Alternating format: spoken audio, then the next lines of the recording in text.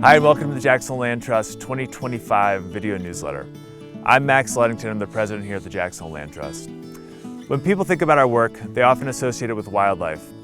We protect really important wildlife migrations and critical habitats throughout this ecosystem. But of the 62,000 acres we have under conservation easement, the vast majority also help protect local food systems.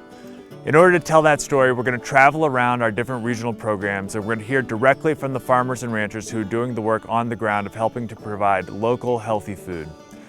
We're going to start off right here at the Huidekoper Ranch. We're going to hear from Brent Tyc, who's the head farmer here at the Huidekoper Ranch, and Brent's going to talk about how his farm is producing local, healthy food right here in Wilson, Wyoming.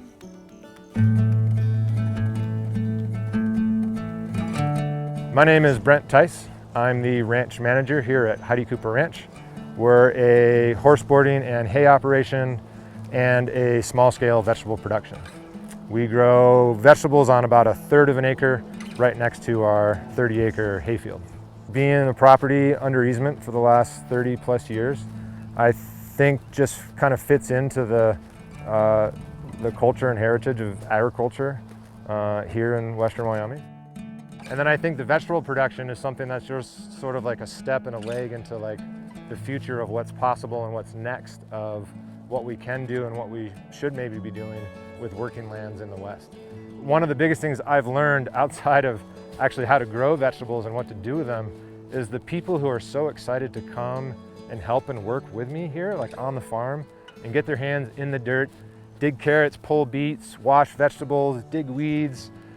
People just really love it. And of 10 years now of doing this, I've built like a new community of friends and people surrounded by the local food that we're growing here that I just really find inspiring and exciting, more so than I ever thought when I started the farm. One of the biggest challenges here is land in Teton County.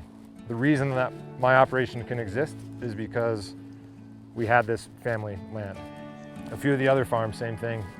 In Teton County specifically, those were family lands that have been in the family for at least a generation or two, and someone at some point was like, hey, maybe we could turn this into vegetable production. I don't think any farmer these days is going to come to Teton County and buy a chunk of property and say, I'm going to start raising vegetables. Yeah, we're going to make a ton of money.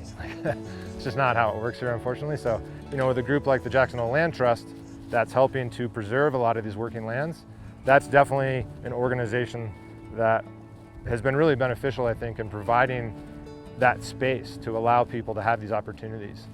So for us, when we started, since we were already under easement, our easement didn't specifically actually allow us to do vegetable production. So we worked with the land trust to just do a simple amendment, put in some wording, kind of limit where we could do it. The main idea is that we didn't want to till up the entire hayfield and plant strawberries, for example. Not that that would make sense, but the idea was to make the vegetables work in partnership with how the land already was sort of preserved. And one of the big ideas here was wildlife migration. So we wanted to make sure that the vegetable production wasn't really, minimal impact on wildlife migration. So that's why the garden space, the greenhouse is all sort of up near where we already had infrastructure. And now when we look back on the easement, I think it was just really beneficial and gave us a good example, I think, and the land trust a good example of what it is to incorporate specifically vegetable production into a working easement for sure. So I would say if there's any one thing to take away from what I do or what other people are doing on ag lands in the West in particular, I think that it's just we got to keep these things going. Doesn't matter what that specific property is, whether it's a dude ranch, someone's just growing hay, corn, carrots, whatever they're doing. I think it's super important to the culture and the future here in Jackson Hole. Working lands builds community. It builds the culture here, it continues to build the culture. And so for me, I think that's the biggest takeaway of what we're doing here.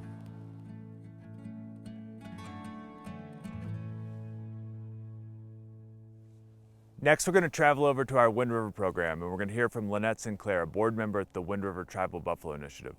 The Jackson Hole Land Trust has been partnering with the Wind River Tribal Buffalo Initiative to help them acquire critical conservation lands along the Wind River. These lands help support a growing herd of buffalo that have been reintroduced on the reservation. Traditionally, buffalo were the most important nutritional resource in this area. and Lynette's going to share more about the cultural significance of bringing these animals back. Zansikandave, Nanai Lynette St. Clair, Nasosori, Das na Bojang Wichundika Nate. Hello, my name is Lynette St. Clair. I am Eastern Shoshone and I am from the Buffalo Eater Band. Our mission here at the Wind River Tribal Buffalo Initiative is to educate, rematriate, and revitalize efforts to reintroduce the buffalo to the Wind River Indian Reservation community as well as the state of Wyoming. For many years, our people relied on the buffalo. The shelters for our people, the food, the clothing, everything that we needed to survive was because of the buffalo. And that relationship was solidified over 300 years ago. We're facing a lot of challenges in our world today. You know, with the price of groceries and things that are happening in our world, to me it's no surprise that we've been able to return the buffalo here to our reservation. We're looking to them to help provide for us and sustain us through these challenging times, much like our grandfathers and grandmothers did over 150 years ago. As an educator and a Shoshone tribal member, having our own herd was only once just a dream. And here we are, 10 years later, returning the buffalo herds back here to the Wind River Indian Reservation. The Wind River Tribal Buffalo Initiative is able to provide the resources that our buffalo herd need to survive. I mean, how lucky are we to be able to have water, to be able to have the land, the food sources, all of the things that our buffalo need to thrive. It's my hope that people will be able to come here once in their lifetime, because I can guarantee once you're here and you feel the ground beneath your feet, you see the beautiful landscape, and you're in the presence of the buffalo, it will change you. It's an amazing experience. Next, we're going to head up to Park County. We're going to hear from Brent Tyc, a local farmer and a supporter of Park County open lands. Brian's going to talk about the ways in which conservation easements can limit subdivision pressure and help safeguard the domestic production of food and keep vibrant agriculture alive and well in Park County.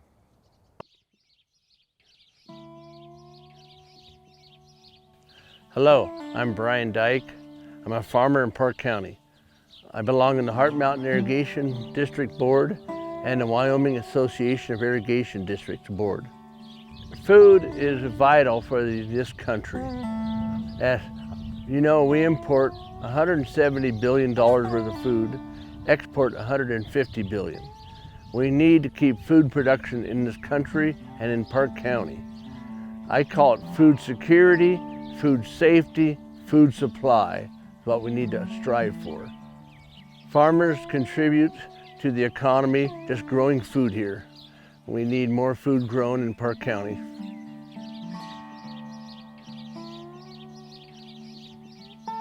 When I came here, the land was economical and plenty of water, and I thought it was a great spot to farm. Now, as more houses are moving in, more people moving in, it makes it a struggle for the irrigation district especially to deal with all the extra people in the area. They're sharing head gates, and that land is lost to production agriculture forever. Conservation easements and land protection laws help keep us growing food in this country. Every time here in Heart Mountain, homestead is subdivided, it's never in production agriculture again. And that's what we're losing in this country, thousands of acres a day on the average. Keeping farms intact with conservation easements will keep our food supply resilient through the future generations for this country. When you grow up in a farm, farming's in your blood. You farm all your life, you never stop.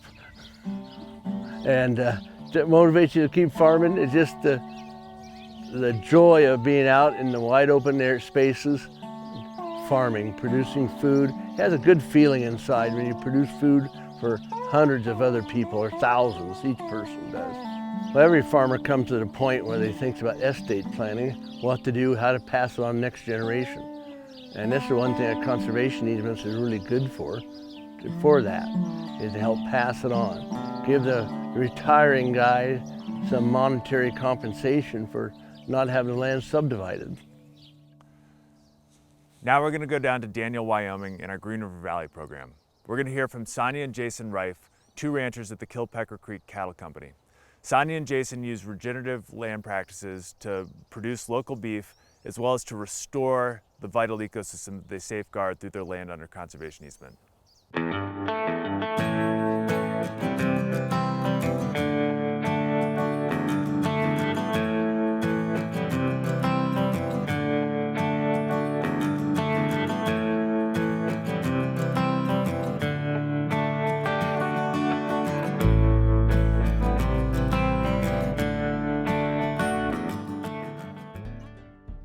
I'm Jason Rife. I'm Sonya Rife. And we moved out here about 11 years ago from Richmond, Virginia, and landed in probably the prettiest place in the world. And we raised two kids who have now gone off to do their thing. And so now we just keep raising cattle. And selling beef. So we started with raising belted Galloway cattle. They come from Scotland, where the weather is pretty miserable. And the weather here can be pretty miserable in the winter. It's very cold. They have a really high hair count, maybe 400 hairs per square inch, which is way more than your typical cattle. And because of that, they actually eat less feed during the winter, so they're easy keepers for the winter time. And we take the cattle, since they're grass-finished, grass-fed, 2 years, 27 months-ish by processing time instead of the usual 18. So they have plenty of time on the forage we have out here to marble up, finish, and be delicious. Without knowing it, we kind of fell into a type of ranching that's referred to as regenerative agriculture. And the principle there is you have really strong management principles on the cattle, where they can eat and for how long they can graze for, and then you have really long rest and recovery of those pastures.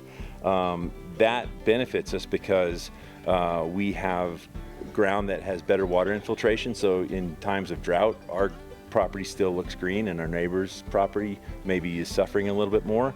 But it also allows us to stockpile a ton of forage for the winter, and mainly our cattle have to go find their meal.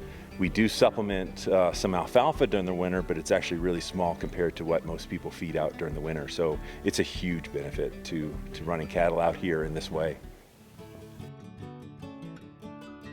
Knowing the land is under easement and looking out at it and being able to see it as in perpetuity, something that is here forever and something that isn't just an asset to us, but is part of a much bigger system. As you guys know, most of this Cottonwood Valley is under easement, whether it's through Jackson Hole Land Trust or the Stock Growers Association. And so you get to treat the land, the animals on the land, and your entire management system as part of a much greater system and ecosystem, and something that's going to be here forever, with the wildlife, with the animals, with agriculture, instead of just seeing it as a personal asset. We now have uninterrupted agricultural land for grazing out here, and that's going to last for, forever. And the way farms and ranches get broken up in the rest of the country, it really is a food safety issue in production. We need agricultural land to feed ourselves, so it's a great benefit. I would add that one of the things I've learned at the slow foods farmers markets, from the shops in Pinedale where we sell here, even from the Ski Mountain, our little local mom and pop White Pine where we sell burgers, is that most consumers, when they can find it, want local or regional food. An enormous number of people just prefer to buy from someone where they know what has happened to the animal, or where the vegetables were grown, or what's going on with their food. And given the opportunity, a huge majority of consumers will try to buy local or regional food.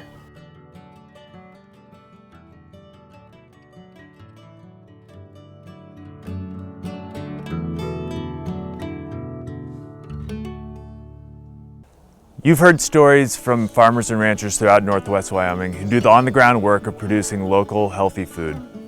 Conservation easements are a really important tool that helps to ensure that the local production of food is going to be possible for years to come. Thanks to everyone for joining us for this year's video newsletter and helping to support this really important work.